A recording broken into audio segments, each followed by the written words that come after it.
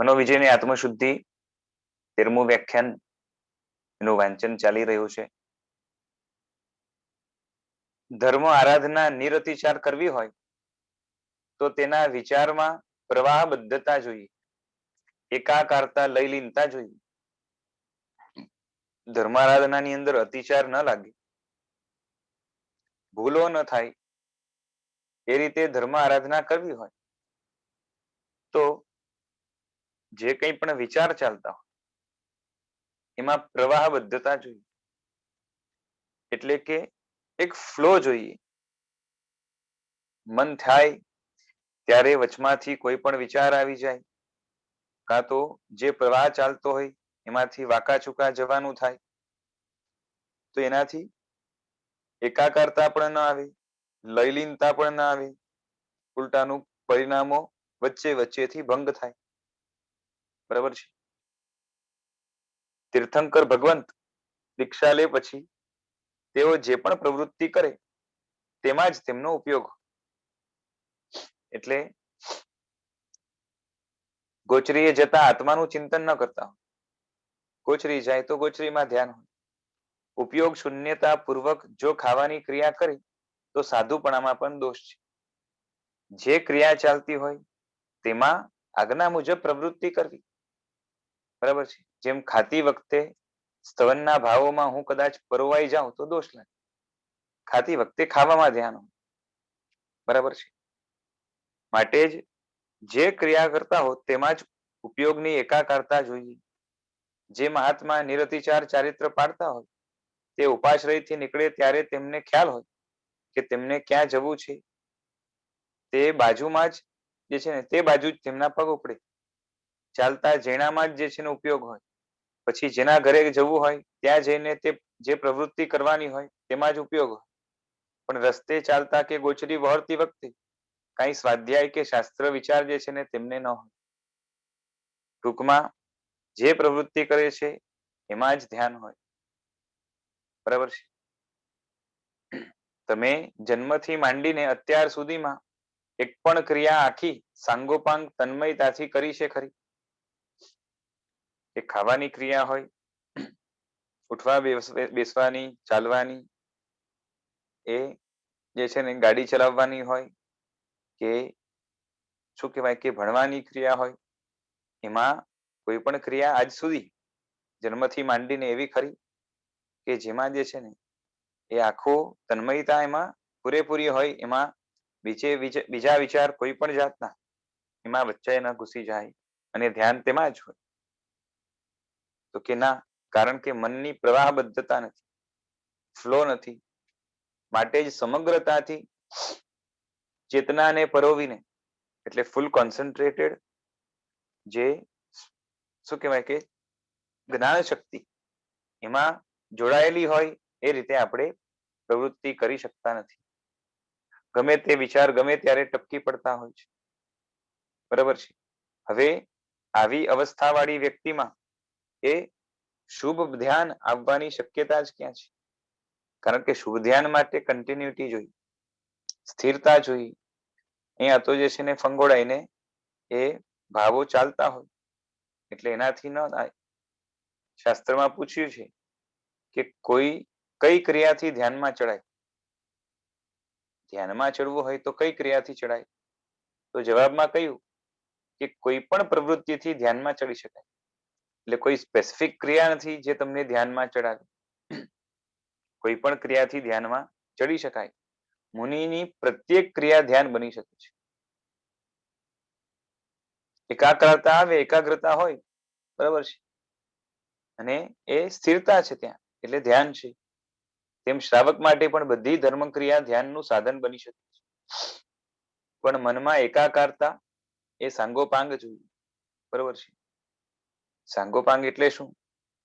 કે જે વિચાર ચાલતા હોય તેના સંબંધી બીજો વિચાર આવે એનો અંગ કહેવાય. બરાબર છે. એમાં પેટાભેદોનો વિચાર આવે તો એના એ ઉપાંગ કહેવાય. એટલે એ બધું ચાલે, પણ એના સિવાય જે છે ને પેલા વિચાર ચાલતા હતા એનાથી કઈ સંલગ્ન ન હોય કે કઈ નિસ્બત ન હોય ને એ રીતે જે છે ને ફ્લોમાં વચ્ચે વચ્ચે આવું ચાલતું હોય તો સાંગોપાંગ જે છે ને પ્રવાહબદ્ધતા એકાકારતા ન કહેવાય. અત્યારે તો શુભ લેશ્યા નથી અને કેળવાયેલું મન પણ નથી. હાલત શું છે કે લેશ્યાઓ પણ ખરાબ હોય છે અને મનને પણ જે છે ને કેળવણી ટ્રેનિંગ આપી નથી. માટે શુભ ધ્યાન આવવાનો સવાલ નથી, કેમ કે પેલા તો લેશ્યાને શુભ બનાવવી પડે અને પછી જઈને ધ્યાન શુભ થાય. ધ્યાન શુભ ક્યારે થાય? લેશ્યાને શુભ બનાવ્યા પછી. તેથી પહેલા એકાકારતાને યોગ્ય મન કેળવી શુભ લેશ્યા પામવાની જરૂર છે. કોન્સન્ટ્રેશન એ મનનું, એકાગ્રતા મનની એક જગ્યાએ હોય પછી એમાં એ શુભ લેશ્યા વ્યક્તિત્વમાં પ્રગટાવવાની જરૂર છે. અને એ થાય પછી જે છે ને શુભ ધ્યાન માટે બેકગ્રાઉન્ડ તૈયાર થયું કહેવાય. હવે શુભ ધ્યાન પામવા મનનું સ્ટાન્ડર્ડ કેવું હોય તે જોઈએ. કે શુભ લેશ્યા પામવા બધા માનસિક અશુભ ભાવો દોષો ટળી જવા જોઈએ, બરોબર છે, તેવું ધોરણ નથી. એટલે બધા જ દોષો ટળી જાય એવું નથી. અત્યારે કોઈનું મન એવું નથી કે સતત સંપૂર્ણ શુભ વિચારમાં જ હોય, બરોબર છે. જે કોઈનું હોય જો આ રીતે તે વ્યક્તિ દર્શનીય ગણાય, એને જે છે ને જોવા જેવું ગણાય. પણ અત્યારે આટલો હાઈ લેવલ એવા હાઈ લેવલના જીવો જ નથી.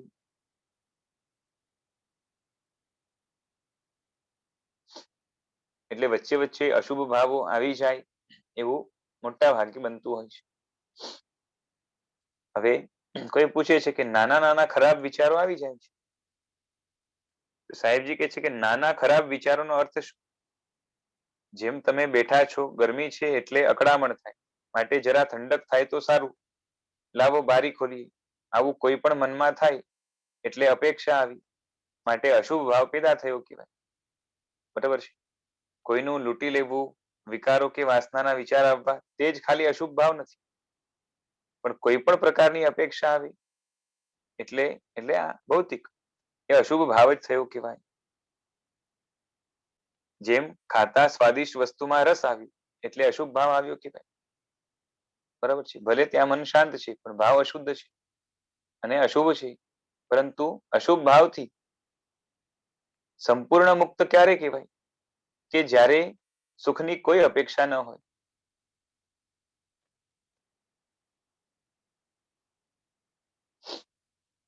ખ્યાલ આવે છે?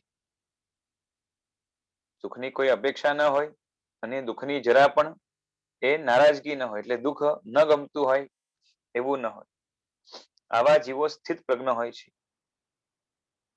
કોઈ જાતની સુખની અપેક્ષા ન હોય, કોઈ જાતના દુઃખનો દ્વેષ ન હોય. એ વ્યક્તિ ક્યાં હોય તો કે સ્થિત પ્રજ્ઞ, કાં તો એનાથી ઉપરની ભૂમિકામાં હોય. આવા જીવો પર સંપત્તિનો વરસાદ થાય કે દુઃખોની જડી વરસી.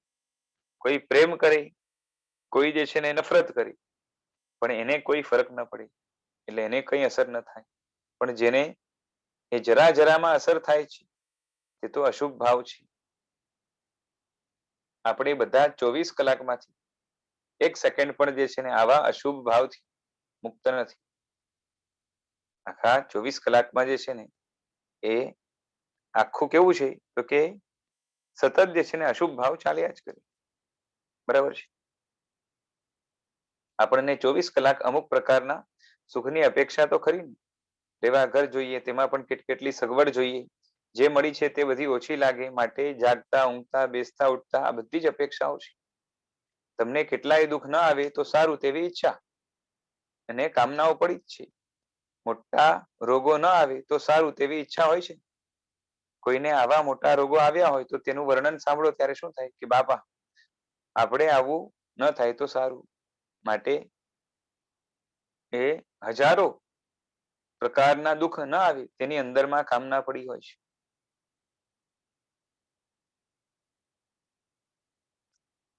તો આ રીતે દુઃખનો જે દ્વેષ છે એ અશુભ ભાવ છે. બરાબર છે.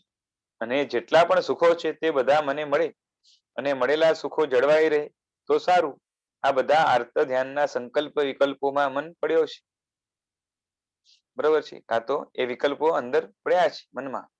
જીવને અનુકૂળતા, એના સંયોગથી અપેક્ષા, સંયોગની અપેક્ષા અનુકૂળતા મળે એવી અપેક્ષા અને પ્રતિકૂળતા છે એ જાય, પ્રતિકૂળતાઓ એની અપેક્ષા છે. તેથી 24 કલાક એ આર્ત ધ્યાનની ભૂમિકા વાળું તેનું મન છે અને એ અશુભ ભાવ જ છે. તમને 24 કલાક રૌદ્ર ધ્યાન છે તેવું નથી અને આર્ત ધ્યાનની ક્ષણો પણ જીવનમાં લગાતાર ઓછી હોય છે. બરોબર છે?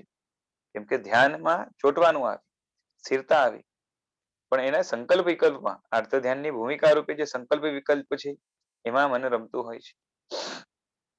છઠ્ઠું ગુણસ્થાનક પામેલા જીવ પણ જો નિરતિચાર ભૂમિકામાં ન હોય તો પ્રાય કરીને તેમને એ આર્ત ધ્યાન હોઈ શકે.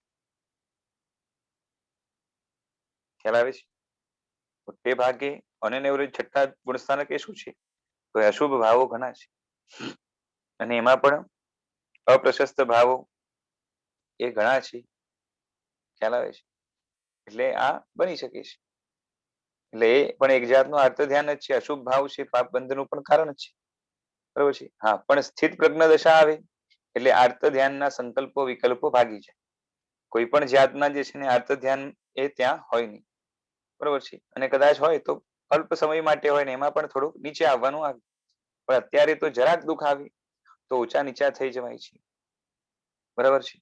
હવે કોઈ પૂછે છે કે ચોથા ગુણસ્થાનકે સ્થિત પ્રજ્ઞ દશા પમાય? તો સાહેબજી કે છે કે ચોથા ગુણસ્થાનકે એ સ્થિત પ્રજ્ઞ દશા આવી શકે, પણ છઠ્ઠા ગુણસ્થાનક કરતા એ નીચલી ભૂમિકાની આવે.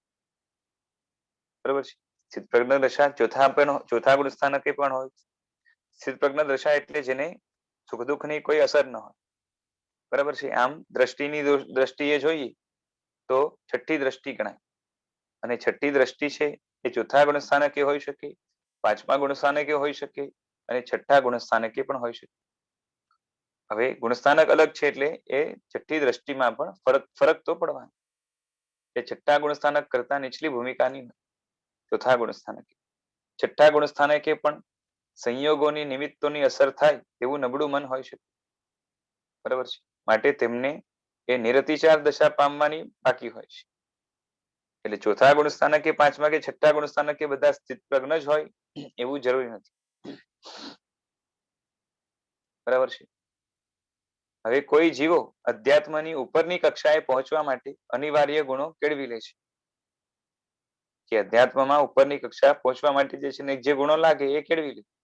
પરંતુ જો એ પૂરક ગુણો કેળવવાના બાકી હોય બીજા, જ્યારે બીજા જીવો જે છે ને એવા પણ હોય કે જેમણે પૂરક ગુણોનો અઢળક વિકાસ કર્યો પણ ઉપરની કક્ષાના અનિવાર્ય ગુણો જે છે ન પામી શક્યા હોય, તેથી તેમનું આધ્યાત્મિક સ્તર જે છે ને નીચું ગણાય. સમજાય છે? એ દાખલા તરીકે કે કોઈ છઠ્ઠા ગુણસ્થાનકે છે અને ઘણો ક્રોધી છે. બરોબર છે? અને જે છે ને એ પેલા ગુણસ્થાનકે છે અને ક્રોધને ઘણો જે છે ને એને કંટ્રોલમાં કર્યો છે, જીત્યો છે. બરાબર છે? તે ક્રોધ અને પેલાને જે છે ને એ જીત્યો છે એટલે ક્ષમા છે ને આમને ક્ષમા નથી. પણ જ્યારે એટલે ઉપર જવા માટે જે સંવરના ગુણો જોઈએ, સંવરનો ભાવ જોઈએ એ કેળવી લીધો છે ઉપર ચડવા માટે. પણ એ સંવરનો ભાવ ટકાવવા માટે જે પૂરક ગુણ તરીકે ક્ષમા જોઈએ એ કેળવી નથી. અને એ નીચલી ભૂમિકામાં પેલા ગુણસ્થાનકે ક્ષમા કેળવી છે. એને કદાચ કાપી નાખો તો પણ એને કશું ન થાય એ પ્રકારની ક્ષમા જે છે ને એ ધારણ કરી રાખે છે. એટલે ક્ષમા જે છે ને એ સારામાં સારી કેળવી છે. પણ પરંતુ એ વૃત્તિના પરિણામ જોઈએ એ નથી, સમ્યક્ત્વના પરિણામ જોઈએ એ નથી.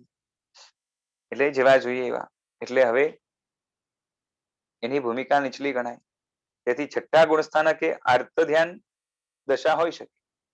બરોબર છે? અને ચોથા ગુણસ્થાનકે જે છે ને કોઈ સ્થિત પ્રજ્ઞ હોય તેને આર્ત ધ્યાન ન હોય. બરોબર છે? અને ન હોય સ્થિત પ્રજ્ઞ તો એ આર્ત ધ્યાનમાં હોય. બરોબર છે? કોઈને આર્ત ધ્યાનની દશા પણ હોય, કોઈ સ્થિત પ્રજ્ઞ પણ હોઈ શકે. પણ ગુણસ્થાનકની દ્રષ્ટિએ છઠ્ઠા વાળો જે છે ને એ ઉપર જ ગણાય. ખ્યાલ આવે છે? જેમ સર્વાર્થ સિદ્ધના બધા દેવો છે, બધા કેવા છે? છઠ્ઠી દ્રષ્ટિ વાળા છે. બરોબર છે? જ્યાં સુધી મને ધ્યાન છે કેવા છે? છઠ્ઠી દ્રષ્ટિ વાળા, સ્થિત પ્રજ્ઞ દશા વાળા છે.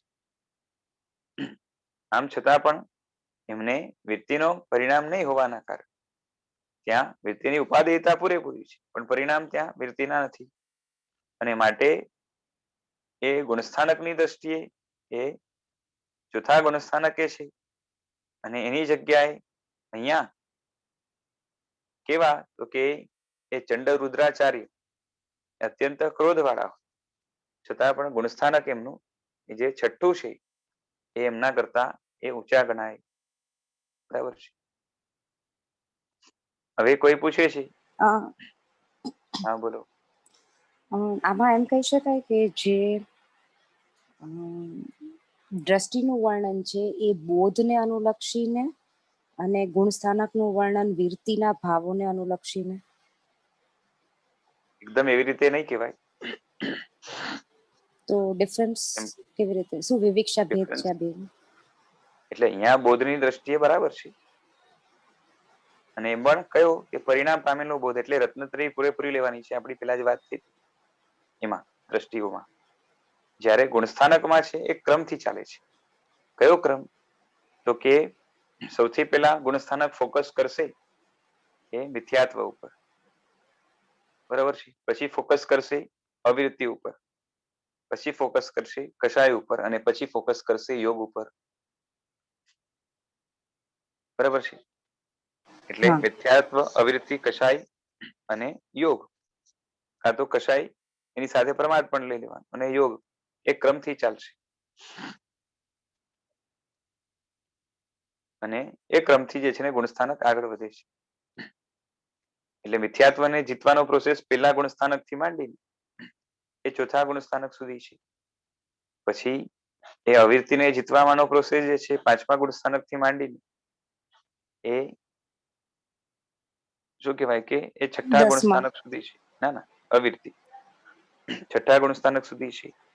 પછી એ પ્રમાદને જીતવા માટે એ સાતમા ગુણસ્થાનકે છે, અને શું કહેવાય કે કષાયને જીતવા માટે 12મા ગુણસ્થાનક સુધી છે, અને યોગને જીતવા માટે એ 14મા ગુણસ્થાનક સુધી છે. એટલે આ રીતે આખી વ્યવસ્થા છે. ખ્યાલ આવે છે? હાજી. એ ક્રમ એમાં એ રીતે છે. જ્યારે અહીંયા એ બોધ છે એ કઈ રીતે આત્મામાં સ્ટેપ વાઇઝ ઉતરે છે, અને એમાં દર્શન, જ્ઞાન, ચારિત્ર બધું જ સાથે લઈ લેવાનું છે. જો એક વાત સમજો, ખાલી બોધ એટલે જ્ઞાન તરીકે લેશો તો સ્થિત પ્રજ્ઞ કરતા એ ઘણીવાર એ 14 પૂર્વધર હોય એનો બોધ વધારે હોય. બરાબર છે. સ્થિત પ્રજ્ઞ કરતા 14 પૂર્વીનો જે છે ને બોધ વધારે હોઈ શકે, પરંતુ એ બોધ અંદર સ્પર્શ વાળો કેટલો છે એ જોવાનું આવે. એટલે સ્પર્શ વાળો એ સ્થિત પ્રજ્ઞને અધિક છે. ખ્યાલ આવે છે? અને માટે એમને એ શું કહેવાય કે બોધ એ રીતે કામ કરે છે. પણ એમાં પણ સમજો કે સ્થિત પ્રજ્ઞ એ અવિરતિધર છે, તો એ કષાયો ઉપર અને ભોગોના આકર્ષણ ઉપર ભલે એ છે ને તાત્કાલિક કંટ્રોલ એ કરી લેતો, પણ એને કહો કે જે છે ને હવે તને કોઈ આકર્ષણ છે નહીં તો છોડી દે નહીં, તો કે નહીં, તો એ નહીં છોડે, કે એ છોડવાની મારી તૈયારી નથી. બરાબર છે. એટલે હજી એ છોડવાની દ્રષ્ટિએ સત્વ એનું ઓછું છે. 14 પૂર્વી હોય છઠ્ઠા ગુણસ્થાનકે બની શકે, અને સ્થિત પ્રજ્ઞ હોય. બરાબર છે. એટલે એ દ્રષ્ટિ એમની નીચે આવી ગઈ ને, 14 પૂર્વી છે, દ્રષ્ટિ કઈ તો કે 5મી, અને એ ચોથું ગુણસ્થાનક અને દ્રષ્ટિ છઠ્ઠી, જેમ કે ગૃહસ્થ તીર્થંકરો, પછી એ આ સર્વાર્થ સિદ્ધ વગેરેના દેવો, આ બધા છે. ખ્યાલ આવે છે? પછી કોઈ એ જાણી જોઈને એ વિરતિ ન લે, જેમ કીધું ને કે સંભાવનાની દ્રષ્ટિએ જે છે ને એ વિરતિની કક્ષા તીર્થંકરોને તો છે જ, એટલે કે એ તાકાત જે છે ને વિરતિની પૂરેપૂરી પડી છે, અને ધારે ત્યારે લઈ શકે તેમ છે. એ દેવતાઓ વગેરેને તો છે ને મન જ એવું મળ્યું છે કે એમને શું કહેવાય કે એ વૃત્તિના કેટલા પણ જે છે ને એ ચાન્સ આપો પણ એને મન જ નહીં થાય લેવાનું ત્યાં. કેમ કે મન એટલા ચંચળ મળ્યા છે. મન નહીં થાય ઇન ધ સેન્સ કે એને ગમતી નથી એવું નથી, બરાબર છે. આપણે ગમે છે એના કરતા તો જે છે ને કહી શકાય કે એ કેટલાક ગણી એમને ગમે છે વૃત્તિ, બરાબર છે. પરંતુ એ મનની ચંચળતાના કારણે શું છે, એટલે મન મળ્યું છે એ એટલું ચંચળ છે કે જેના કારણે એ વ્રતોને ધારણ કરીને એ લાંબા સમય સુધી એ વ્રતોના ત્યાગના ભાવમાં એ કન્ટિન્યુટી રાખી શકે એવી કોઈ સંભાવના ત્યાં નથી. ખ્યાલ આવે છે? આ રીતે છે. એટલે આમ બી કહી શકાય ને કે ચંચળતા કરતા દ્રઢતા ઓછી મનની, કારણ કે આપણા કરતા તો ઓછું ચંચળ મન છે એ લોકોનું, કારણ કે કન્ટિન્યુઅસ એ લોકો અધ્યાત્મના ચિંતનમાં હોય છે, સર્વાસત વાળા. અધ્યાત્મના ચિંતનમાં છે, પરંતુ એટલે ઓછું દ્રઢ કહીએ તો ચાલે, એ રીતે લઈ શકાય કે એ નિયમોનું પાલન છે ને એ દ્રઢતાપૂર્વક કરી શકે નહીં એવું એમનું મન હોય છે, બરાબર છે. હા, બરાબર છે, એ રીતે લઈ શકાય, ચાલે. હવે કોઈ પૂછે છે કે આમાં એ પ્રતિબંધક કર્મ કયું? ખ્યાલ આવે છે કે આર્ત ધ્યાન છે એમાંથી શુભ ધ્યાનમાં આવવા માટે જે પ્રતિબંધક કર્મ છે એ કયું છે? તો કે મોહનીય કર્મથી અશુભ ભાવો થાય છે. નાના વર્ણીય કર્મનું કામ તો જે છે ને એ અજ્ઞાની બનાવવાનું છે. જાણકારી આપો કે ના આપો એનું જે છે ને નક્કી એક નાના વર્ણનો ઉદય કે ક્ષયોક્ષમ એનાથી થાય. એટલે અંતરાય અને અંતરાય કર્મ નું કામ જે છે ને એ બીજા બધામાં એ વિક્ષેપ કરવાનું છે. બીજા કર્મોનું જે છે ને કાર્ય એ એનાથી વિરોધી જે કાર્ય કરવાનું આવે, ટૂંકમાં જે કંઈ પણ કરવાનું આવે એમાં વિક્ષેપ ઉભો કરવાનું આવે. પણ સીધા અશુભ ભાવ પેદા કરવામાં તો જે છે ને એ બીજા કોઈ કર્મ નહીં પરંતુ મૌનીયની જ એ તાકાત કામ કરે છે. મૌનીય કર્મ જ કામ કરે છે, બરાબર છે. એટલે અશુભ ભાવ માટે જવાબદાર કોણ છે? અશુભ ભાવ માટે, અશુભ ધ્યાન માટે, અશુભ લેશ્યા માટે એ જવાબદાર છે મૌનીય કર્મ જ છે. હવે કોઈ કહે છે કે અમારું મન પણ 24 કલાક શુભ ભાવમાં નથી, અશુભ ભાવમાં, અને કોઈ નહીં, સાહેબજી કહે છે કે એ દીક્ષા લેનાર પણ એ 24 કલાક જે છે ને શુભ ભાવમાં નથી, અશુભ ભાવ પણ હોય છે. પણ એટલે કોઈ 24 કલાક અમને વિષય વાસના સતાવતી નથી, બરોબર છે. સત્તા કે સંપત્તિ જોઈને કઈ અમને જે છે ને મનમાં ગલગલિયા થતા નથી. આ તો અમે બધું છોડીને આવ્યા છીએ, માટે અમને ઘણા અશુભ ભાવોથી મુક્તિ મળી ગઈ છે, બરોબર છે. ઘણા બધા અશુભ ભાવો જે છે એનાથી અમે બચી ગયા છીએ.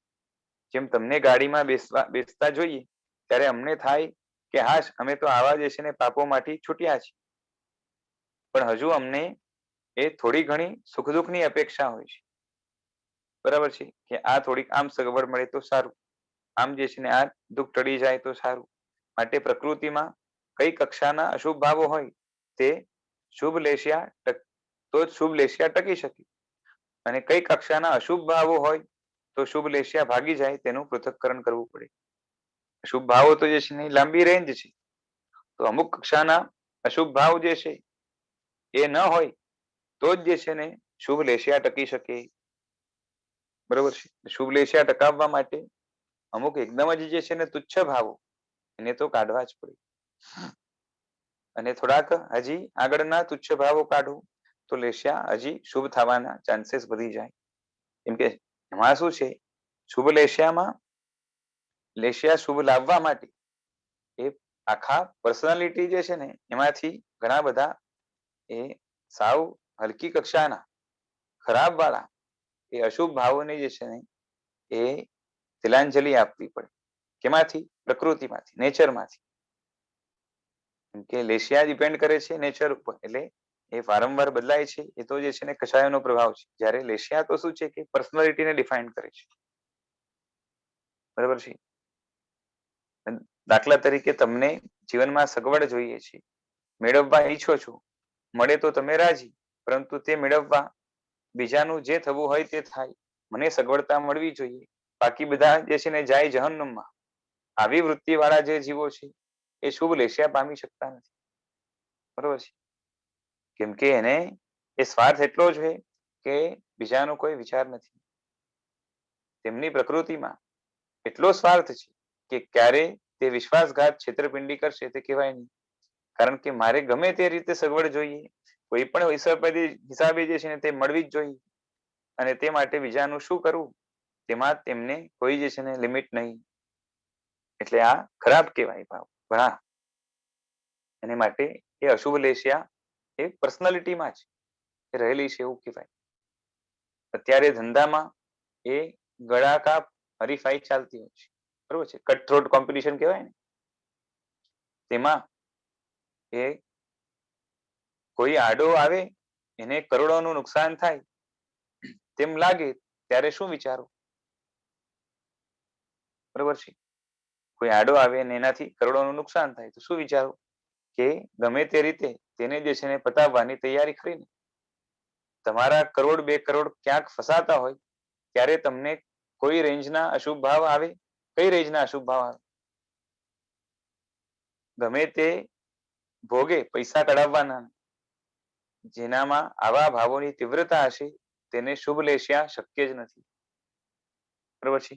કોઈ પણ ભોગે એ શું કહેવાય કે મેળવવું છે, બરાબર છે.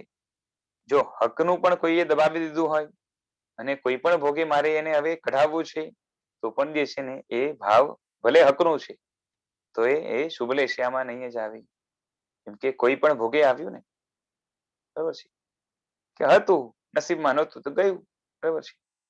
એટલે પોતાના સ્વાર્થ ખાતર ગમે તેવું પગલું લેવા એ તેમની તૈયારી હોય છે. તેમાં તેમ ધંધામાં લાગે કે જરા વિશ્વાસઘાત જે છે ને કરશું તો 2-5 કરોડ મળશે, ત્યારે સામે જે છે ને પાયમાલ થાય તેમ હોય છતાં પણ શું વિચારો કે તેનું જે થવું હોય તે થાય, પણ આપણે તો જે છે ને મેળવી લો. આ બધા કૃષ્ણ લેશિયાના ભાવો છે, ખરાબમાં ખરાબ લેશિયા. પછી ભલે તે પ્રસંગે દાન દયા પરોપકાર પણ કરતો, પણ મૂળથી પ્રકૃતિ જે છે ને એની ઉગ્ર સ્વાર્થવાળી છે.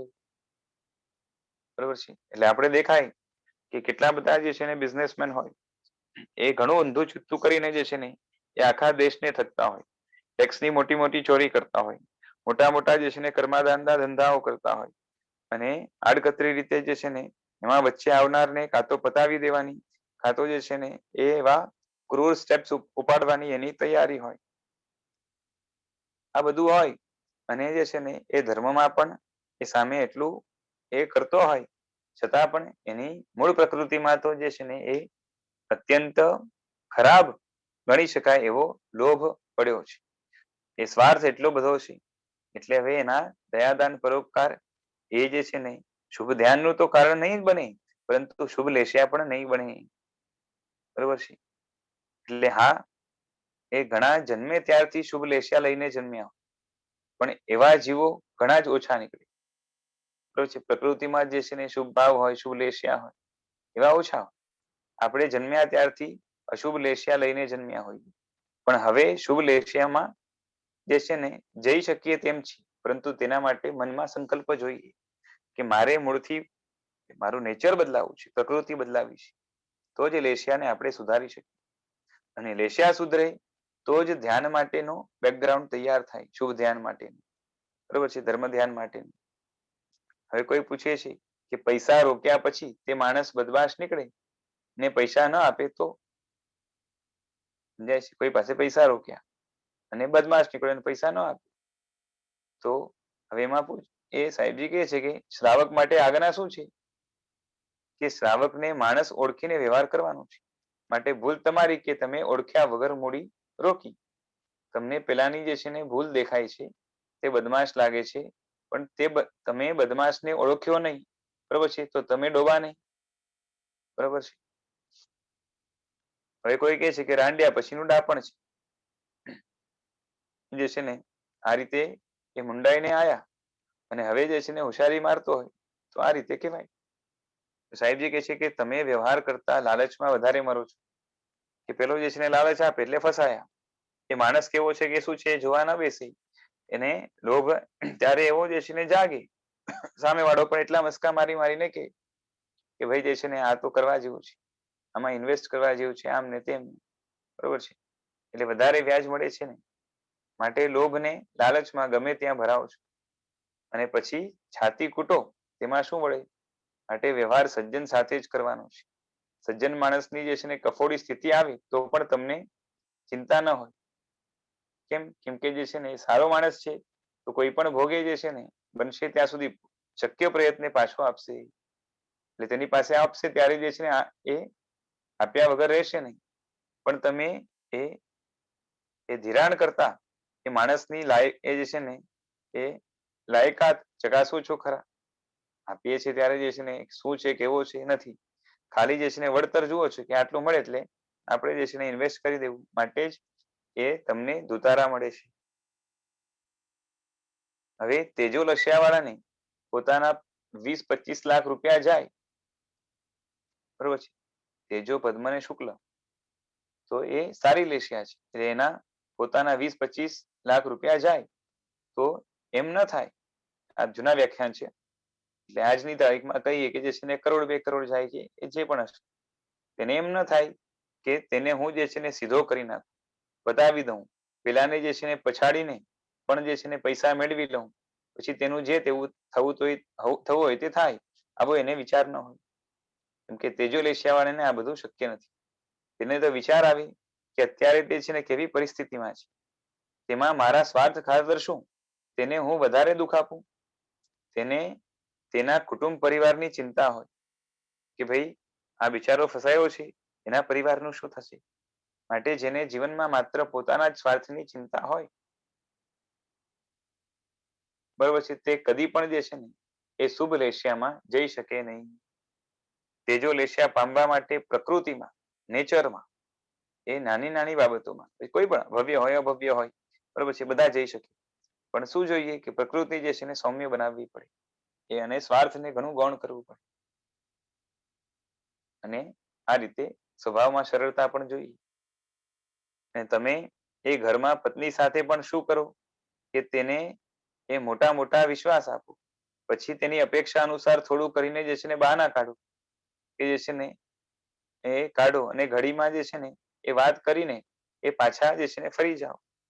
એટલે પેલા તો કર્યું કે આમ કરીશ ને તેમ કરીશ ને, એ બધું વિશ્વાસ આપે અને પછી શું કરે કે હમણાં જે છે ને સગવડ નથી, આમ નથી તેમ નથી. એટલે એના કરતા જે છે ને પેલાથી એ જે ડીંગો હાંકવાનું હતું એ ન રાખો તો તેમ છોકરાને પણ જે છે ને છાનો રાખવા કહો કે છાનો થઈ જા, ફરવા લઈ જઈશ, પણ શાંત થયા પછી જે છે ને ફરી જાઓ.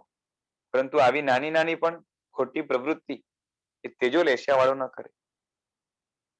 એટલે વિચાર કરો કે શુભ લેશિયામાં આવવા માટે પણ કેટલું જોઈએ? સમજાય છે? છોકરાને શાંત રાખવા શું કરવું કોઈ પૂછે છે, તો કે તે પણ મારે ભણાવવાનું. તમે તેને આશ્વાસન આપો, લાગણી આપો, વાત્સલ્ય આપો, તેની તકલીફનું નિવારણ કરો, પણ તેને કાંઈ જે છે ને ઉઠાતો ન જ ભણાવાય ને.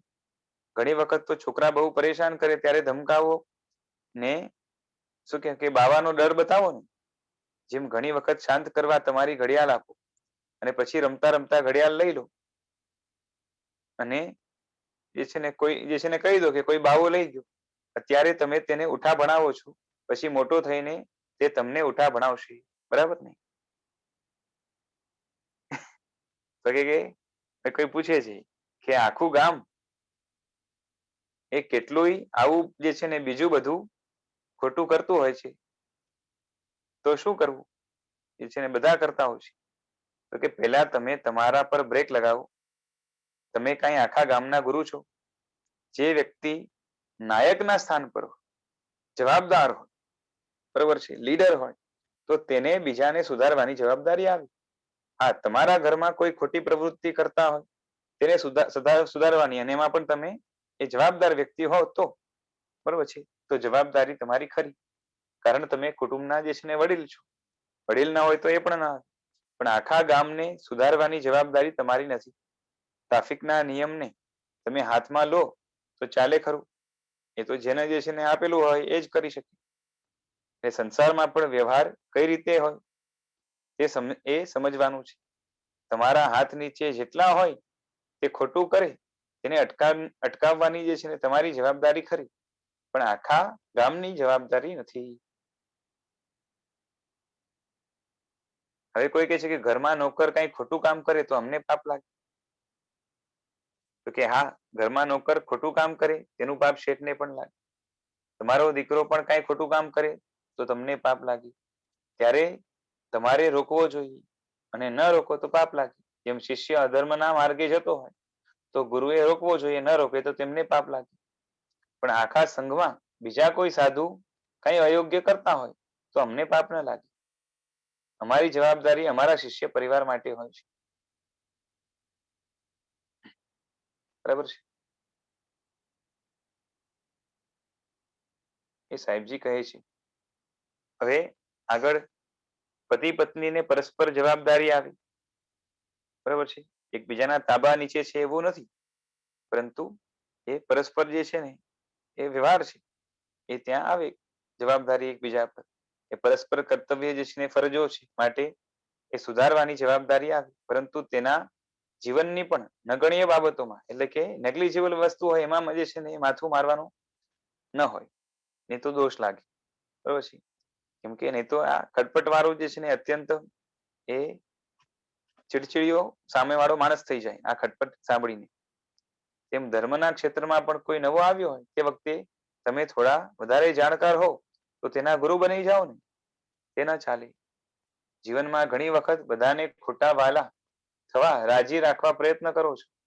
જેમ કે સગાવાલા મળે ત્યારે એવી મીઠી મીઠી વાતો કરે કે જેમાં જે છે ને જુઠ્ઠાણું એનું જે છે ને કોઈ ગણિત જ ન હોય, એટલે ખોટું જ મોટે ભાગે હોય. વિચારજો વૃત્તિ કેવી છે. સામાન્ય જરા ખુશ કરવા માટે 17 જુઠ્ઠાણા ચલાવો. તેમ જો જરા કોઈનાથી ઓછું આવી તો વાત વાતમાં ખોટું લાગી જાય, રીસ ચડી જાય. બરાબર છે. મામૂલી બાબતમાં વાંધા વચકા પડે. આ બધા અશુભ લેશિયા જન્ય ભાવો છે. આવા જીવોમાં આવી જેની પ્રકૃતિ હોય એમાં તેજો લેશિયા, એટલે કે શુભ લેશિયામાં પણ સૌથી હલકી જેને ગણાય એ પણ નથી શક્ય. માટે વિચારવાનું કે આપણે શુભ લેશિયાના ધોરણમાં આવી ગયા છીએ કે નહીં. બરોબર છે. તે પામવી છે કે નહીં, અને જો પામવી હોય તો તેના માટે ચિંતન મનન વિચારો, એના દ્વારા સંશોધનનો પુરુષાર્થ કરવાનો. અશુભ લેશિયાથી એ જે છે ને ઊંઘમાં પણ ભારે કર્મબંધ થાય છે, ભલે કંઈ કરતો નથી. અશુભ લેશિયામાં રહેલા જીવો પ્રાય એ દુર્ગતિ બાંધનારા હોય છે. બરોબર છે. તમને સ્વાર્થના વિકલ્પો ક્યારેક આવે છે. જીવનમાં તેની તકો પણ ક્યારેક આવે છે, અને તેમાં સફળતા પણ ક્યારેક મળે છે.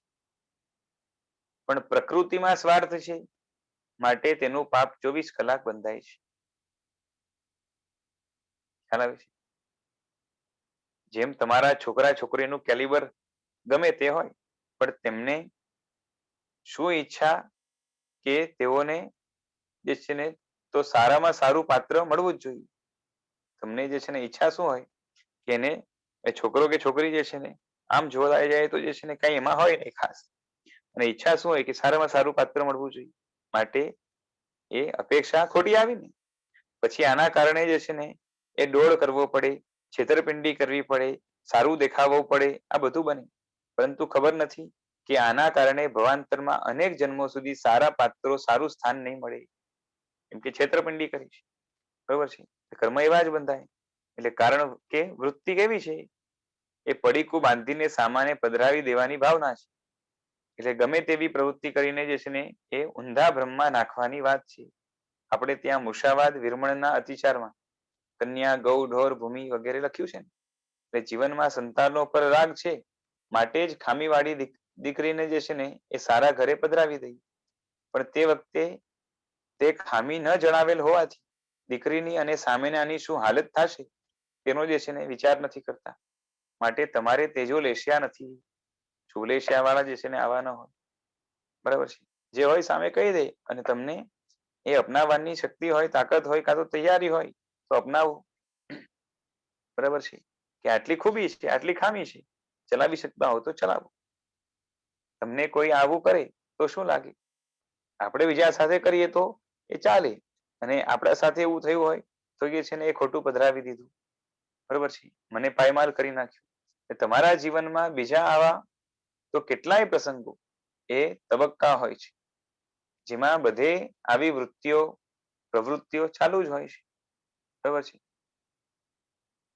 એટલે અંદરમાં વિચાર કરો, આટલા તો દ્રષ્ટાંત સાહેબજીએ ખાલી આપ્યા છે, બાકી તો કેટલું જે છે ને એ ગોટાળા વાળું અંદર અંદર અંદર અંદર અંદર એ ચાલતું જ હોય છે. એટલે હજારોને છેતરવા, એ છેતરવાથી કેવા પાપ બંધાશે તેનો કદી વિચાર કર્યો નથી. અત્યારે તમે થપ્પડ મારીને જે છે ને ગાલ લાલ રાખો છો, પણ તમારી પાસે છે તેટલું સ્ટેટસ જોઈએ છે કે તેનાથી વધારે સ્ટેટસ જોઈએ છે?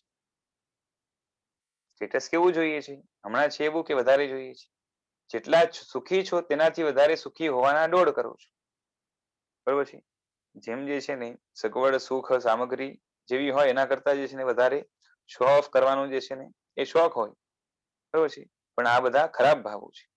એના કારણે જે છે ને જે હમણાં કદાચ ઓછું મળ્યું છે, આગળ જઈને એના કરતા પણ ઓછું મળશે, બરોબર છે. એટલે આવા બધા જૂઠાણાથી બીજા તેમાં ભરાઈને જે છે ને પાયમાલ થઈ જતા હોય છે, કે બીજાને લાગે કે જે છે ને કેટલું સારું છે, ઘણું છે, અને એ બિચારાને કાં તો જે છે ને એ ઈર્ષા થાય, કાં તો જે છે ને એને લાગે કે ઘણી સગવડ છે એ માટે સુખી છે, આવું બધું જે છે ને લાગે, અને બીજાને ઈર્ષા વગેરેનું કારણ બનવાથી, બીજાને બળતરા પમાડવાથી, અને પોતે પોતાની જાતને જે છે ને ઊંચો ગણવાથી, એ આ બધું કેવું છે કે એની અંદર માન વગેરે પોષાય છે, એ ઢોંગ વગેરે કરવાનું આવે છે. આ બધું થાય એટલે બીજાને છેતરવાની વૃત્તિ અંદરમાં પડી જ છે. અતિચારમાં બોલો છો ને કે રાગ દ્વેષ લગે એકને વૃદ્ધિ પરિવાર વાંચી, એકને મૃત્યુ હાનિ વાંચી, બરોબર છે. રાગ દ્વેષના કારણે જેના પર રાગ હોય એના વૃદ્ધિ એટલે સંપત્તિ વગેરે થાય, પરિવાર વગેરે જે છે ને એ સારા થાય, એ સંતાનો વગેરે એ સારા થાય, સંતતિ વ્યવસ્થિત ચાલે, પરિવારની અંદર સુખ આવે, એવું થાય. અને જેના પર દ્વેષ હોય તો જે છે ને મરી જાય તો સારું, નુકસાન થાય તો સારું, બરાબર છે. આ બધું એની વાંછા હોય, ઈચ્છા હોય, અને એ ભલે કદાચ વિચારમાં પ્રગટ ન હોય પણ અંદરમાં એવા ભાવો જ પડ્યા હોય ને, એવું થાય તો રાજી થાય, કોઈનું મૃત્યુ કે હાનિ થાય એ લાગ ન હતું, બરોબર છે. લાગણી હોય તેના માટે સારા અભિપ્રાય આપો, અને દ્વેષ હોય ત્યાં જે છે ને તેને ગમે તે રીતે પાયમાલ કરી નાખો. એટલે શું છે કે જ્યાં પ્રેમ છે ત્યાં જે છે ને એ સારું કરીએ, એનું સારું થાય એવી ઈચ્છા કરી, ને જેના ઉપર નફરત છે, દ્વેષ છે, ત્યાં જે છે ને એ ખલાસ થઈ જાય, પૂરું થઈ જાય, હટી જાય તો સારું. આવી બધી પ્રકૃતિઓ અશુભ લેશિયામાં હોય છે, અને આવી બધી મનોવૃત્તિ વાળા જીવો એના માટે શુભ લેશિયાનો ચાન્સ જ નથી, બરોબર છે. તેથી તેને શુભ ધ્યાનની પણ જે છે ને તક નથી.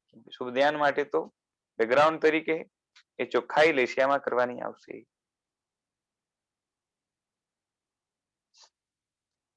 હવે 14મા વ્યાખ્યાનની અંદર સાહેબજી એની શરૂઆત કરતા કહે છે કે અનંત ઉપકારી અનંત જ્ઞાની શ્રી તીર્થંકર પરમાત્માઓ જગતના જીવોના આત્મિક કલ્યાણ માટે અસંખ્ય યોગોનો પ્રબોધ કરનારા એ ધર્મ તીર્થની સ્થાપના કરે છે. આત્મિક કલ્યાણ માટે કેટલા છે તો કે અસંખ્ય યોગો છે, અને એનો એ પ્રબોધ એ ભગવાનના શાસ્ત્રની અંદર એ ગીતાર્થ પુરુષોના મારફતે પરમાત્મા થકી આપણા સુધી એ પહોંચે છે. જૈન શાસનમાં આરાધના માટે અસંખ્ય યોગો છે, બરોબર છે. આરાધના માટેના યોગ એટલે શું કે કોઈ પણ પ્રકારની જે ક્રિયા જે આત્માને મોક્ષ સાથે જોડી આપે, અને એવી અનેક પ્રકારની ક્રિયાઓ હોય, અને બધા યોગોનું વર્ણન એ 14 પૂર્વ પર્યંત દ્વાદશાંગીમાં છે, બરોબર છે.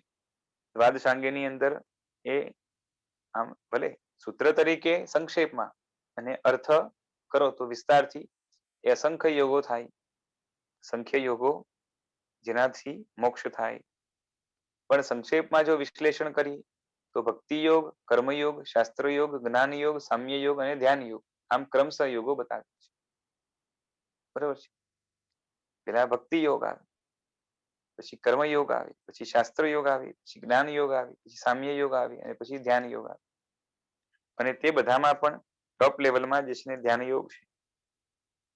એટલે હવે આપણી જે છે ને ભૂમિકા એ ભક્તિ વગેરેની જ ન હોય તો જે છે ને ધ્યાન યોગ સુધી પહોંચવું એ આપણા માટે એ અશક્ય પ્રાય જેવું થઈ જાય. એટલે એ મૂળથી પાયામાં સુધારો કરવો પડે. બરોબર છે. દરેક સાધનામાં અંતિમ ચરણમાં ધ્યાન યોગ છે. તેની સામે બીજા બધા જે છે ને એ બધા આમ નાચીજ યોગ છે. કામ લાગશે પણ એની સામે છે કમ્પેર કરીએ તો એની કોઈ હેસિયત વધારે નથી. આ ધ્યાન યોગ દ્વારા બધા કર્મોને કપાવી શકાય છે. ઉગ્રમાં ઉગ્ર કર્મને અને આમ પણ કોઈ જે છે ને ધ્યાન યોગ વગર મોક્ષમાં ગયું હોય એવું અચ્છેરામાં પણ ન બને. બરાબર છે. એટલે એ જરૂરી છે. એટલે ઉગ્રમાં ઉગ્ર કર્મને પણ કપાવવાની ક્ષમતા ધ્યાન યોગમાં છે. મનનું અંતે મારણ આ ધ્યાન યોગમાં જ છે. બરાબર છે. અનંત કાળના જામેલા મોહનો ઉચ્છેદ કરવો એટલે મૂળમાંથી ઉખેડવું, ફેંકી દેવું. બરોબર છે. એ કરીને છેલ્લે અમનસ્ક દશાને પામવું એટલે કે મન જ ન હોય, ભાવ મન ન હોય એવી દશાને એ જે છે ને પમાડી શકવાની તાકાત કેમાં છે? તો કે આ ધ્યાન યોગમાં છે. એ આપણા મનની અશુદ્ધિઓ જાણીને તેની સામાન્ય સંશોધન પ્રક્રિયા પણ જાણી. બરોબર છે. મનમાં અશુદ્ધિઓ શું હોય એ પણ આપણે જાણીએ. વિચારમાં, માન્યતામાં, પરિણતિમાં, યોગ્યતામાં, સંસ્કારમાં જાત જાતની અશુદ્ધિઓ હોય છે. એ પણ જાણ્યું. સામાન્યથી એની સંશોધનની પ્રક્રિયા કે ભાઈ આમાં શું ગોટાળો છે અને હોવું શું જોઈએ. અને એના માટે જે છે એ સેલ્ફ કોન્ફિડન્સ હોવો જોઈએ. સાથે સાથે પ્રવાહબદ્ધતા વગેરે હોવું જોઈએ. અંદરથી શુભ ભાવ એ ટેકા રૂપે ચિત્તની એકાગ્રતા, ચિત્તની શુભતા એ બધું જોઈએ. એમાં પણ બેકગ્રાઉન્ડ તરીકે અશુભ લેશિયાનો ત્યાગ કરીને પ્રકૃતિમાં શુભ લેશિયાને વણવાની આવે. બરાબર છે. અને આગળ જઈને એમાં એકાકારતા થાય તો ધ્યાન આવે. પણ મનની જે ટોપ લેવલની શુદ્ધિ માટે સાધના તરીકે એ ધ્યાન યોગ જ છે. અને આ જ અંતિમ રાજમાર્ગ છે. જે જીવો શુક્લ ધ્યાનના પાયામાંથી પસાર થાય તે જ મુક્તિને પામે છે. શુક્લ ધ્યાનના પાયામાંથી પસાર થયા વગર મુક્તિને પામ્યાનો એક પણ દ્રષ્ટાંત દાખલો ક્યાંય નહીં મળે. 8મા ગુણસ્થાનથી આરંભીને ઉપરની બધી ભૂમિકા એ ધ્યાનથી જ પામી શકાય છે. એમાં એ ક્રિયાને ખાસ કઈ જે છે ને મુખ્યતા નથી હોતી. તેથી શાસ્ત્રમાં ધ્યાનનો મહિમા ખૂબ જ ગાયો છે. એટલે યોગના ક્રમમાં પહેલા શું છે તો કે ભક્તિ યોગ, પછી કર્મયોગ, પછી શાસ્ત્ર યોગ, જ્ઞાન યોગ, પછી સામ્ય યોગ અને પછી ધ્યાન યોગ આવે છે. એમાં એ ભક્તિ યોગમાં તો જે છે ને એ ભક્તિ વગેરે કરવાની. કર્મયોગનું વર્ણન આચાર રૂપે અધ્યાત્મમાં આવે છે. કે જે છે ને આવી ક્રિયા એ અધ્યાત્મના અંગ રૂપે એ કરવાની આવી. આવા પ્રકારની ક્રિયા સાધુ માટે જુદી અને શ્રાવક માટે જુદી. અને સાધુ ક્રિયા પણ એ આખી જેટલી છે બધી કર્મયોગમાં આવે. અને શાસ્ત્ર યોગમાં એ બોડું શાસ્ત્ર જ્ઞાન આવે. એના માટે એ છે ને શું છે તો કે એ ગીતાર્થતાની તૈયારી અને શાસ્ત્ર યોગના ફળ રૂપે ગીતાર્થતાની પ્રાપ્તિ એ થાય. બરાબર છે. અને પછી શાસ્ત્ર યોગ કરતા પણ આગળ એ જ્ઞાન યોગ છે. બરાબર છે. એ જ્ઞાન યોગ પામેલાને સામ્ય યોગ આવે અને પછી ધ્યાન આવે. એટલે જ્ઞાન યોગ એટલે શું તો કે જે છે ને અંદર જ્ઞાનમાં જ્ઞાન જે છે ને અંદરમાં પરિણામ પામેલું જોઈએ. અંદરમાં જ્ઞાનના પરિણામ એ થવાના શરૂઆત થાય અથવા તો ઘણા પામે. જ્ઞાનના પરિણામ એટલે શું કે જ્ઞાન જે વિવેક બતાવે છે એના હિસાબે અંદર પરિણતિઓ એ કશાયની વિરુદ્ધ, મોહની વિરુદ્ધ ખીલતી જાય એ જ્ઞાન યોગ છે. અને પછી એના ફળ તરીકે શું આવે તો કે સામ્ય યોગ. સામ્ય યોગ એટલે શું તો કે એ સમતાની ભૂમિકા. બરાબર છે. અને એમાં જ આગળના તબક્કે એ સમતા ટકે એવી ભૂમિકા. બરાબર છે. સમતા આવ જાવ કરે પણ એ ટકે તો એને શું કહેવાય તો કે ધ્યાન યોગ કહેવાય. એટલે ટોપમાં ધ્યાન યોગ છે. અત્યારે જે બધા ધ્યાન કરે છે તે પ્રેક્ટિસ કરે છે એમ કહેવાય સ્થિરતાની. કારણ ઉપર બતાવેલા બધા સ્ટેપ ક્રમશઃ પસાર કર્યા પછી જ જે છે ને એ નિર્મળ ધ્યાન યોગ આવે છે, એના વગર નથી આવતું. અને બધાને એ કરવાનું જ હોય છે, બરાબર છે. પછી કોઈને ભક્તિ કરવાની ન આવે એવું બની શકે, બરોબર છે. કોઈને ક્રિયા કરવાનું ન આવે એવું પણ કદાચ બની શકે. શાસ્ત્ર યોગ જેવો જોઈએ તેવો જે છે ને અભ્યાસ તરીકે ન હોય એવું પણ બની શકે. પણ એના પછી જ્ઞાન યોગ, સામ્ય યોગ અને શું કહેવાય કે એ ધ્યાન યોગ, એ બધા જ માટે એ કમ્પલસરી છે, બરોબર છે. અને આની પહેલાના પણ જે છે ને એ શક્તિની અપેક્ષા એ તો જોશે જ, એના વગર આગળ નહીં વધાય. પછી એક્સપ્રેસ થાય કે ન પણ થાય, બરોબર છે. હવે આ શું લખ્યું છે? નવું પામવામાં છે 85.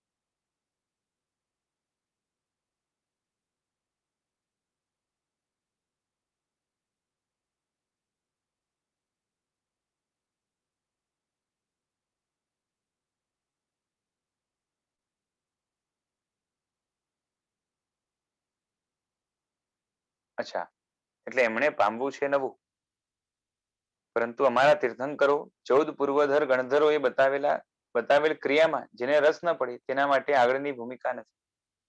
એટલે શક્તિ રૂપે, યોગ્યતા રૂપે અને કાં તો એક્સપ્રેશન રૂપે પણ એ ભગવાને બતાવેલી ક્રિયામાં રસ પડવો જોઈએ. અને એનાથી જ આગળની ભૂમિકા અને અંતે ધ્યાનની ભૂમિકા આવે.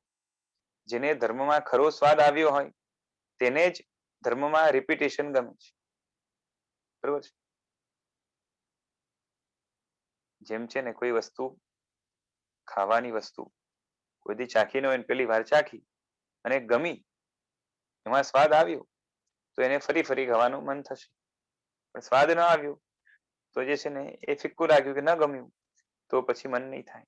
એટલે ધર્મમાં ખરો સ્વાદ આવે તેને વારંવાર જે છે ને એ જ વસ્તુ કરવાની આવે તો પણ એને મજા આવશે. જેને આત્મા માટે મહાહિતકારી તત્વ એ વારંવાર રિપીટ કરે ને ન ગમે, તત્વની વાત આવે, શાસ્ત્રોની વાત આવે, ઘણાને લાગે કે જે છે ને આ સ્ટોરી તો જે છે કેટલા ટાઈમથી સાંભળીએ છીએ, એ આ ગ્રંથ તો જે છે ને એ ઘણી વાર જે છે વાંચ્યો છે, જાણ્યો છે, અને ફરીથી જ્યારે વાંચે તો કંટાળો આવે, ન ગમે, બરોબર છે. તેને ધ્યાન જે છે ને કઈ રીતે ફાવે? કેમ કે ધ્યાનની અંદર તો જે છે ને એક જ વસ્તુમાં લાંબી સ્થિરતા કરવાની છે. એમાં જ જે છે ને કંટાળો આવી જાય તો પછી ધ્યાન એનું તૂટે, બરોબર છે. જેને પુનઃ એ ભાવનમાં, બરોબર છે, ભાવનમાં એટલે રિપીટેશનમાં કંટાળો આવે ત્યાં સુધી તે આગળ વધવાને લાયક નથી. એમાંથી કંટાળો ક્યારે ના આવે? રસ એ કાયમ રહે અને એમાંથી રસ લેતા એને આવડતું હોય તો બને, બરોબર છે. એ સંઘમાં કલ્પસૂત્ર વારંવાર સાંભળ્યું એમ કહીને ભગવાનના એ ચરિત્રોથી કંટાળ્યા માટે જ એ વ્યાખ્યાન માળામાં એ જનારા થયા ને. જો પ્રભુ પ્રત્યે પરમ પ્રીતિ હોય તો તેમનું ચરિત્ર 100 વાર સાંભળવા છતાં હર્ષથી જે છે ને રૂવાટા ઉભા થાય, રોમાંચ થાય, બરોબર છે.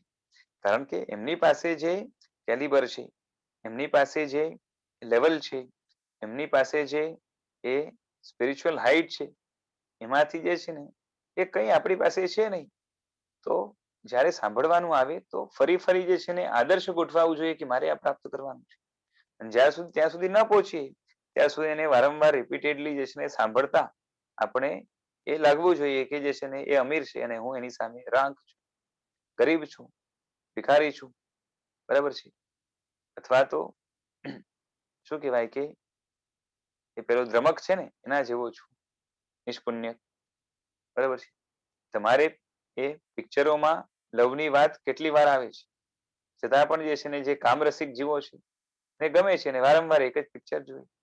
તેમ એની એ નોવેલો પણ જે છે ને અનેક વાર જે છે ને વાંચતા રસ પડે છે, કારણ કે ત્યાં તીવ્ર રુચિ છે, માટે જ ત્યાં પુનરાવર્તનમાં કંટાળો નથી આવતો. 14 પૂર્વ ભણેલાને પણ સાર તરીકે ધ્યાન કરવાનું છે. તેથી ધર્મમાં રિપીટેશન તો આવશે જ, માટે ચિંતન પછી ભાવના કરવાની છે, બરોબર છે. એટલે એનાથી જ ઘૂંટવાનું છે, જે ચિંતન કરીને નક્કી કર્યું આ તો જાણ્યું કે સ્થિર કર્યું, એને જ વારંવાર ઘૂંટીને જે છે ને આત્મસાત કરવાનું છે. ને ઘૂંટવાની જે પ્રક્રિયા છે એને ભાવના કે ભાવન કરવું, ભાવિત થવું, બરોબર છે. જે જાણેલું સત તત્વ છે તેની વારંવાર ભાવના કરવાની છે. તે હૃદય સાથે એ જડાઈ જવું જોઈએ, મનમાં એકાકાર થવું જોઈએ, બરોબર છે. તમારે સંસારમાં પણ ભોગની પ્રવૃત્તિને વારંવાર જે છે ને વિચારો, બરોબર છે, તો જ તેમાં ઓતપ્રોત વધારે થઈ શકો છો. આ જેની લવ સ્ટોરી ચાલતી હોય તો એ જે છે ને એના વિચારોમાં એને એ જ આવ્યા કરે અને એ જે છે ને અંદર અંદર પ્રેમ વધ્યા કરે. વિશાલભાઈ, હા, મારા ખ્યાલથી એક પેજ છે ને છૂટી ગયું છે. એમાં જે છે ને આ નવું પામવામાં એ લખ્યું છે ને એનાથી મને અનુસંધાન બેસતું નતું, પણ આ 185 છે ને અહીંયા 186 લખેલું છે જુઓ. હા રાઈટ, તો છે ને આઈ થિંક પીડીએફમાં મિસ્ટેક થઈ છે. કારણ કે આમાં છે ને ધ્યાનના 4 સ્ટેપમાં આપણે વયા ગયા, ચિંતન ભાવના, એટલે આખું એક પેજ, સવા પેજ જેવું છૂટી ગયું છે. અચ્છા, પણ આ રીતે કઈ રીતે થયું? આ તો છે ને સ્કેન કરેલું છે ને આ બધું પીડીએફ જ. હા, એમાં એ પેજ નંબર ખ્યાલ કેવી રીતના ચેન્જ થઈ છે? હા એ ખ્યાલ નહીં. કે આ જો આના પછી ધ્યાનના 4 સ્ટેજ, ચિંતન, ભાવના, અનુપ્રેક્ષા, એ બધું છે.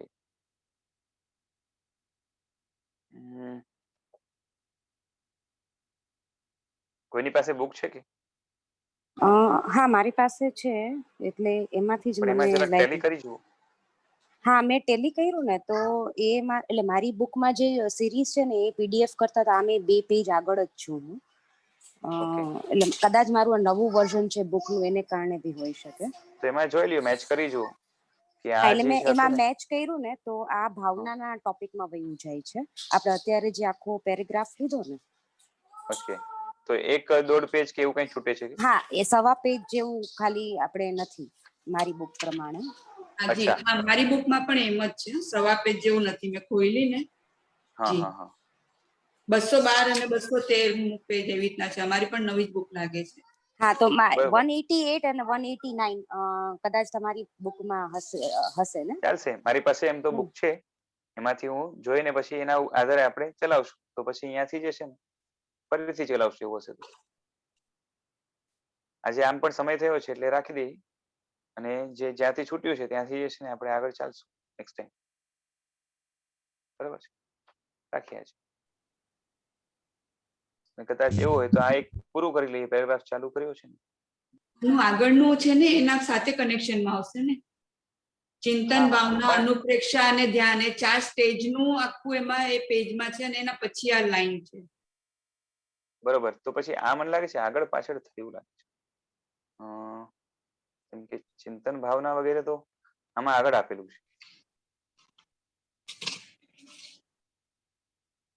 પછી આગળ ડિટેલમાં હશે, ચિંતન માટે ને અંતઃકરણ ને મૈત્રી, આ બધી ભાવોથી વાસિત કરવાનું છે ને. આ તો નથી ને? હા રાઈટ, આની પહેલા બી હજી એક પેજ છે. હા, આ પેજ છે. ના, બસ હા આ જ છે મારે. ના, હજી ધ્યાનના આની 4 પહેલા બી સ્ટેજ. એક પેજ છે. હા, આની પહેલા બી એક પેજ છે. એક મિનિટ, અનુસંધાન નથી હોતું ગમે તે અભ્યાસ રૂપે ધ્યાનમાં શું કરવાનું છે? ચલો જૈન વાંધો નહીં, શાસનમાં ધ્યાનમાં નેક્સ્ટ ટાઈમ આપણે એ હિસાબે ચલાવશું, વાંધો નહીં. હા, ઠીક છે ભાવિશાબેન, અભ્યાસ રૂપે ધ્યાનમાં શું કરવું છે? જૈન મારે શાસનમાં ના, આપણે જે લાસ્ટ છોડ્યું હતું ને એના પછી જે નેક્સ્ટ પેજ આપણે છે ને યોગના ક્રમના, પહેલા ભક્તિ યોગ, પછી કર્મયોગ, એ લાસ્ટ પેરેગ્રાફ લીધો હતો આપણે. અને હા હા, એના આ પેજ પછી છે હશે, ને આ પેજ મારે હશે. જેને પણ ધ્યાન યોગનું આલંબન લેવું હોય એ સ્ટાર્ટિંગ છે. હા હા, બરાબર.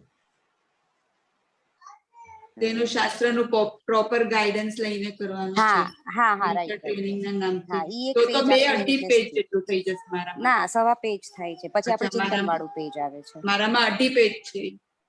Okay okay okay.